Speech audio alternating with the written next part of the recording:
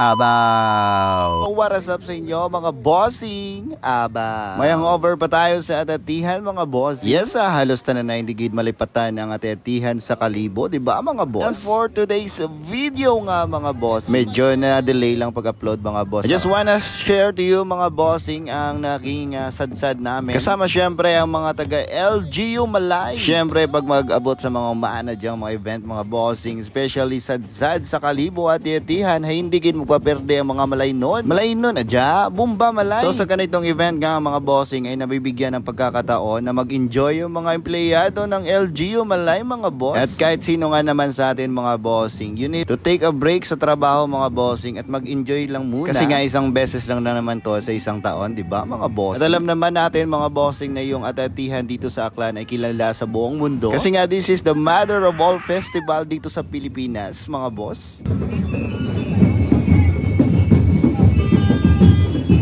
At kita nyo naman mga bossing kung gaano nag-enjoy yung mga empleyado ng LGU Malay mga boss. Siyempre pinapasalamatan natin dyan yung mga bumubuo, yung mga organizer dyan sa likod ng pag-asikaso para mag-enjoy ang mga empleyado ng Malay mga bossing. At kasama nga tayo dyan mga bossing no, sa mga nag-enjoy. Abaw! Siyempre hindi magpaperde si Boss D, diba? At siyempre pag ganito nga mga bossing ay hindi mag-i-enjoy ang lahat kung walang mga karga. Kargang gasolina sa mga katawan natin mga bossing, alam nyo na yan kung ano. At siyempre dahil nga bawal ang bote sa kalye mga bossing, eto nga nag-improvise ulit tayo kung saan natin pwedeng ilagay ang mga inumin natin mga bossing. O pwede ka namang bumili ng incan dyan mga bossing.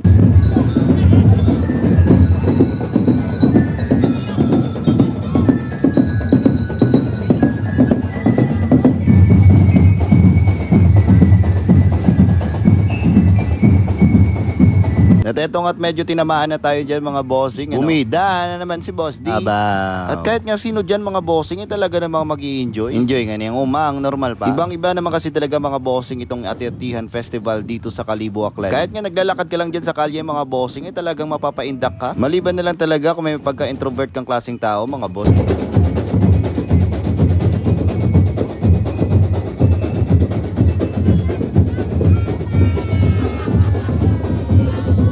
So enjoy every moment mga bossing kapag nagsasadsad ka dito sa Kalibo. At eto nga mga bossing no, kapag binigyan ka ng tagay, huwag mo nang tiyatanggihan mga boss. Isang paraan niyan para makatipid ka.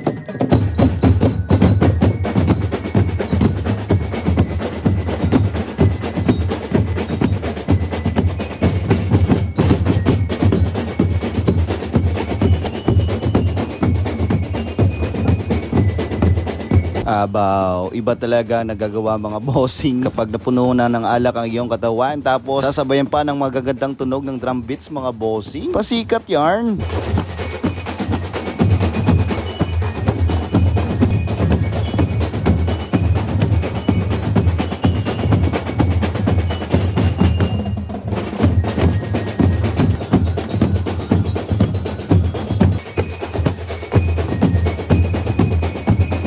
So alam niyo na yan mga bossing, ayun naging talent natin kapag magsasadzad. Eto nga syempre nag-i-enjoy lang naman tayo mga bossing ano. At bahala na ang bukas. Bahala na rin ang hangover pagka kinabukasan mga bossing. Kasi yan pagkatapos ay meron na naman tayong mga ikukwento. Tulad nga na itong ginagawa ko mga bossing. Kahit nga tapos na yung atatihan mga bossing ay meron pa rin tayong mga memories dyan. Na talaga namang hindi natin makakalimutan mga bossing. Lalong lalo na yung kasama natin yung mga kaibigan nating Gina G sa vibes natin mga bossing.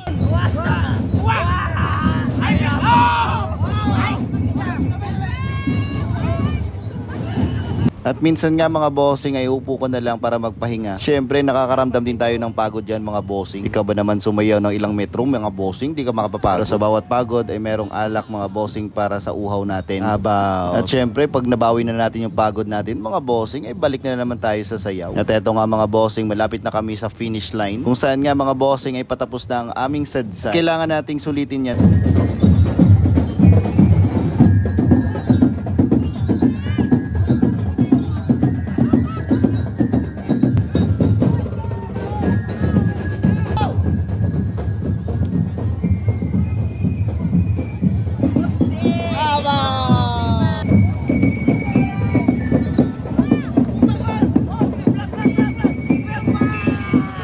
At sobrang nag-enjoy nga tayo dyan mga bossing, sa sadsad ng LGU Malay. Di naman obvious mga bossing, Abaw. So habang ang ginagawa ko tong video mga bossing, parang nahihiya na ako sa sarili ko. Wah, importante nag-enjoy.